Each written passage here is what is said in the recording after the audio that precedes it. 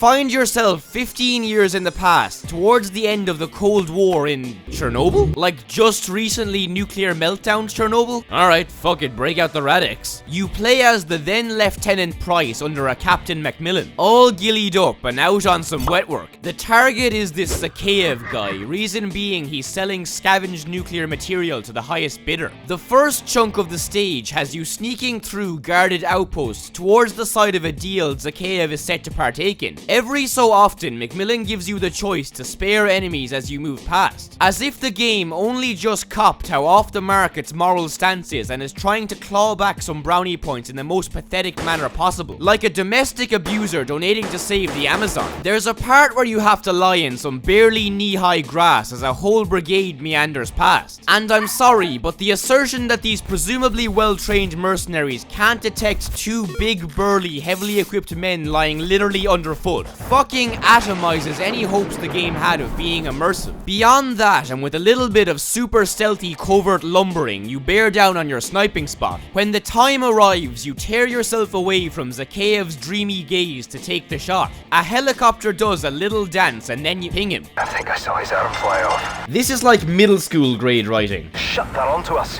Take it out that helicopter. It'll buy us some time. Great shot, Lieutenant. Somebody was paid money to do this.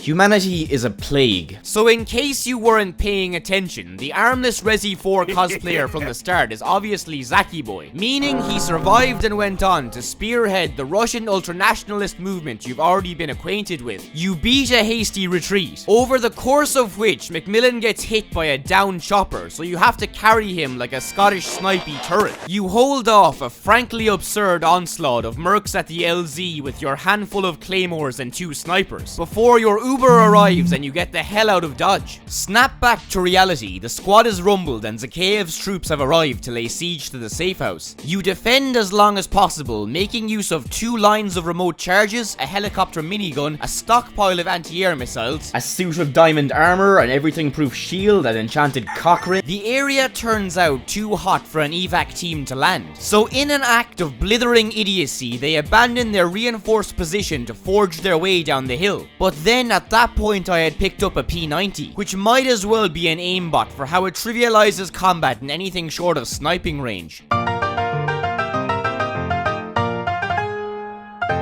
You Naruto run your way down to where you were initially dropped, leaving a load of Russians angrily shaking their fists. Honestly, give me one mission that doesn't end in the back of a Chinook. The SAS and Marines join forces from here on out, with intent on taking down Zakhaev. Dude is completely off the grid though, so they concoct a scheme to draw him out. The linchpin of this is his son Victor, field commander of the ultra-nationalist forces, the Gopnik-looking motherfucker in the car with Al-Assad at the start. After meeting up with the pussy Russians once again, you liberate a gas station outpost and take their uniforms to the end of staging an ambush. There's some reasonable tension as Victor's convoy rolls in, as you wait to spring the trap on his accompaniment. Reinforcements pour in after you engage and the Adidas Crusader manages to slip away, but not before sack-tapping your watchtower and sending you flying. What follows is a chase sequence through densely manned streets, you and Griggs taking point while the rest provide covering fire. You eventually funnel him into a fortified motel, and after creating a whole load of new vacancies, you corner him on the roof. After evaluating the degree to which he is royally fucked, Victor does the honorable thing and commits Sekiro. This, as you'd expect, pisses Daddy Zaki off a bit, ordering the expulsion of all British and US forces out of Russian territory. Of course, our plucky task force diligently ignore this, with the remaining missions of the game centering around neutralizing the Russian nuclear missile silos, and in doing so, dabbing on the prospect of the ultra-nationalists being any kind of international threat. There's a good chunk of filler as soon as they drop, with Griggs kamikaze parachuting into the Russian's lap. After more token house hopping, you grab him and use his C4 to sink an electrical tower, giving the other strike team a window to infiltrate the base's perimeter. You then do so yourself and go on to depopulate the above ground portion of the base in one of the better firefights of the game, with a nice variation of sparse and dense cover as you advance. With the place now a veritable ghost town, you press on towards the launch facility when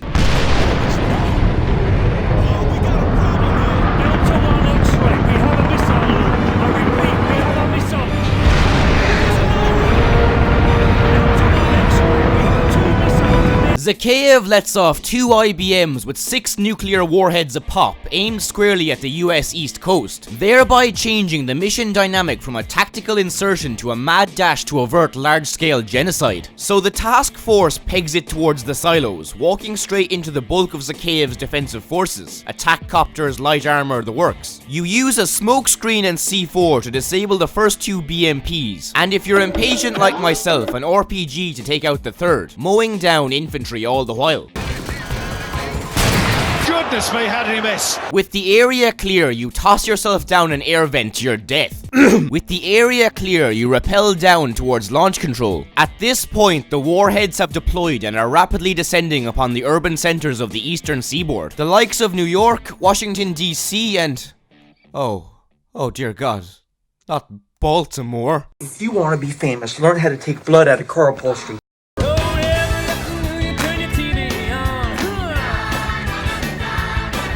Not a word. This, unsurprisingly but nonetheless annoyingly, lands you with a time limit, as Soap, Price and Griggs cut their way through the facility like a warm Great British butter knife through fresh commie pierogis, while Command fumble to get their hands on the deactivation codes. You come across 3 dudes in the process of being raptured, or like being fucked with by the ghost of Vlad the Impaler, and not far beyond you reach a little stretch that I'd like to refer to as the Boulevard of Broken Level Design. Why? Because not only is it structured in such a way that you're required to take one of these 2 guarded corridors showing your back to an enemy, but on top of that, both sides are literally mirrored. Same layout, same bullshit enemy placement where they're constantly coming around blind corners giving you nanoseconds to react. The level design had been serviceable up until now, but this final stint of standard combat gameplay just leaves a bad taste in my mouth. Dev team should have eaten more pineapples. It also naturally devours most of your remaining time, meaning I only had a minute left the first time I got through, just long enough to watch the comically slow door to launch control creep open, as if Zakhaev thought it would be funny to replace the pneumatic pistons with those shitty little motors you get in Hot Wheels sets. Or used to get.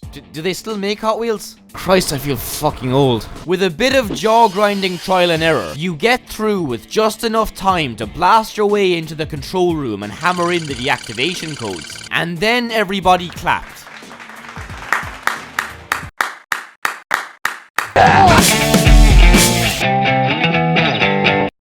Hello ladies and gentlemen, and thank you very much for watching. As you can tell, this video is shorter in accordance to feedback on my last video. You may be wondering then why it still took almost as long as usual to come out. To be honest, this was 90% done about 2 weeks ago, but then exams and a shitty sleep schedule crawled up my ass. Obviously none of that will impact the next video, which will probably be released from Croatia once I start my co-op placement. If you enjoyed watching, please consider hitting that human validation button, subscribing to the channel, or leaving a comment. Oh, and the fucking bell thing too. I also have an Instagram and a Twitter if you're into that kind of thing. Otherwise, I appreciate the viewership and I'll see you again.